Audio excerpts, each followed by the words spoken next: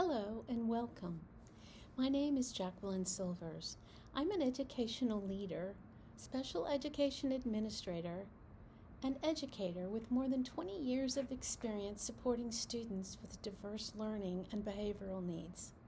Throughout my career, I have worked with families, teachers, and multidisciplinary teams to help children overcome barriers and reach their full potential. Today, I'd like to share the story of a young student whose behaviors often appeared frightening and confusing on the surface, but whose actions told a much deeper story about anxiety. Let's begin. The story of Liam. 5-year-old Liam almost entered kindergarten with a reputation that preceded him. Before most teachers met him, they already heard the stories. He bites, he kicks, he runs away, he curses, he hits adults, he destroys classrooms. Many people assumed Liam was aggressive. Others believed he was just defiant. A few simply thought he needed stricter consequences, but none of those explanations told the whole story. Because when Liam was calm, he was remarkable. He could sit and discuss planets for 30 minutes. He knew facts about animals that amazed adults. He could complete online academic work as nearly as close to a first grade level despite being only 5 years old. He remembered details from documentaries he had watched months earlier. He could explain how muscles worked. He could describe why sharks never stopped swimming. He asked thoughtful questions. He made eye contact, laughed, and cared deeply about people. So why was this same child hitting, kicking, biting, running away, and screaming only hours later? To understand Liam, you had to understand something invisible. Anxiety. Not ordinary childhood worry, not nervousness, crippling anxiety, the kind that followed him everywhere. Let's look at a morning in Liam's world. Every day, Liam arrived at school already exhausted. His brain had spent hours predicting everything that might go wrong. Would his teacher be there? Would his schedule change? Would a classmate sit in his seat? Would there be a fire drill? Would recess be canceled? Would someone touch his things? Would lunch be different? The uncertainty just felt overwhelming. Most people experience change as mildly uncomfortable. Liam experienced change as danger. His body reacted as though every unexpected event were an emergency. His heart raced, his muscles tightened, his breath changed, his nervous system shifted into survival mode. And once survival mode took over, learning disappeared. Reasoning disappeared. Language disappeared. The child everyone knew when calm was no longer accessible. The first incident.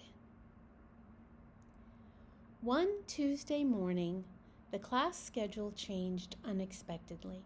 The teacher for music was absent, and instead of music, students would attend an assembly.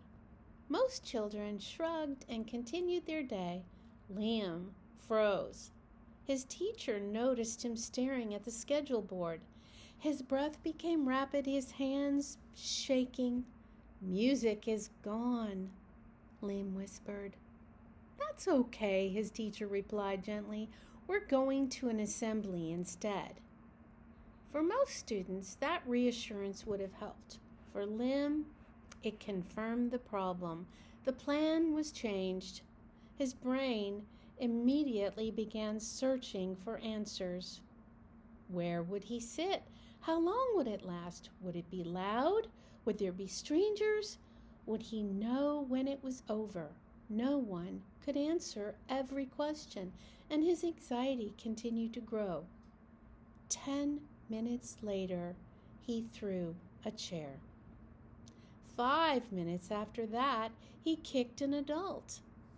Then he bit a staff member who attempted to redirect him. Within moments, people were discussing consequences, but something important had happened. The behavior was not random. The behavior followed anxiety. The behavior was communication. The child who needed connection. One of the most confusing things about Lim was how intensely he sought interaction. He wanted adults nearby. He wanted conversations. He wanted reassurance. He wanted engagement. When adults worked with him one-on-one, he often thrived. But when support disappeared, things changed. If attention was unavailable, Liam found ways to create it, sometimes positively, sometimes negatively. He would ask questions, tell jokes, share facts, seek hugs, and ask for help. But when those attempts failed, he escalated. He might shout, throw materials, kick furniture, run from the room, because his brain had learned something important. Behavior worked. When he became dysregulated, adults immediately focused on him. Suddenly, everyone was engaged. Everyone was talking. Everyone was trying to help.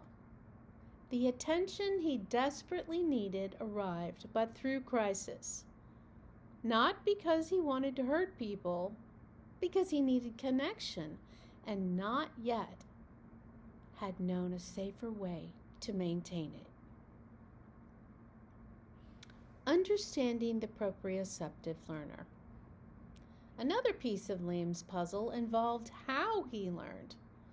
Liam was highly proprioceptive. He learned through movement. His body was constantly seeking information. He jumped, he climbed, he pushed, pulled, carried heavy objects, ran laps, crashed into cushions, performed animal walks, did push-ups, hung from playground equipment. The movement helped organize his nervous system. Unlike many children his age, Liam was exceptionally athletic, strong, fast, agile, enduring. His physical fitness amazed staff members. He could outrun most adults. He could complete obstacle courses repeatedly without tiring. When stressed, his body demanded movement. If movement opportunities were unavailable, regulation became more difficult. Adults sometimes viewed this need as hyperactivity. In reality, movement was one of his primary tools for self-regulation. His body was asking for sensory input. Without it, his anxiety increased. The elopement. One afternoon, the principal called the classroom. The phone rang unexpectedly, and the teacher stepped away for just a minute. For many students, nothing changed. For Lim, everything changed. The predictable structure disappeared. His trusted adult left. The room suddenly felt uncertain. Within seconds, Liam bolted down the hallway, through another hallway, toward the playground. How do we stop the behavior? Everyone started asking. What is the behavior telling us? Building a better plan. The team developed a new approach. Visual schedules were posted everywhere. Transition warnings were provided ahead of time. Adults previewed upcoming changes. Movement breaks occurred throughout the day. Heavy work activities were embedded into routines. One-on-one instructional periods were increased. Social narratives prepared Lim for unexpected events. Safe regulation spaces were created. Most importantly, adults focused on building trust, because trust reduced anxiety, and reduced anxiety reduced behavior. Gradually, Lim began learning new skills. He learned to request breaks. He learned to ask questions when worried.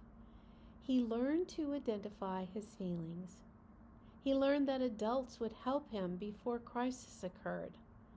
Progress was not immediate. There were setbacks, difficult days, hard weeks, but there was progress. A breakthrough moment. Several months later, another schedule change occurred. The teacher held her breath. This situation previously would have resulted in a major incident. Liam looked at the schedule. His face tightened. His hands clenched. The room became quiet. Then Liam walked to the teacher, pointed to the change, and said, "I don't like this. It makes me nervous." The teacher smiled. "I understand. What can help?" Liam thought for a moment. "Can I see what happens next?" The teacher showed him the revised schedule. Together, they discussed each step. Liam took a deep breath. Then he returned to work. No hitting, no kicking, no biting, no running. For most people, it seemed like a small moment. For Liam, it represented years of growth. The lesson for parents and educators. Liam, children like Liam, challenge our assumptions. We often see behavior and assume intent. We see aggressive and assume anger. We see defiance and assume disrespect. We see running away and assume non-compliance. But behavior is often communication, especially when children lack the skills to communicate their needs effectively. When adults learn to identify the need underneath the behavior, everything changes. Instead of punishment, we teach. Instead of reacting, we investigate. Instead of asking, "How do we stop this?" we ask, "What is this child trying to tell us?" For Liam, the answer was never simple. It was anxiety. It was uncertainty. It was sensory regulation. It was connection, and it was communication. And once adults understood those needs, they could help him build new schools. Thank you for joining me today.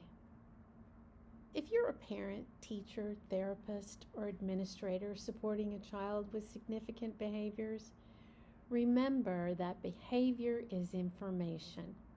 Every action tells a story. Our job is not simply to stop challenging behaviors. Our job is to understand what is driving them, teach replacement skills, and build environments where children feel safe enough to succeed. When we look beyond the behavior, we often discover a child who is working far harder than anyone realizes. Thank you for listening, and thank you for the work you do to support children every day.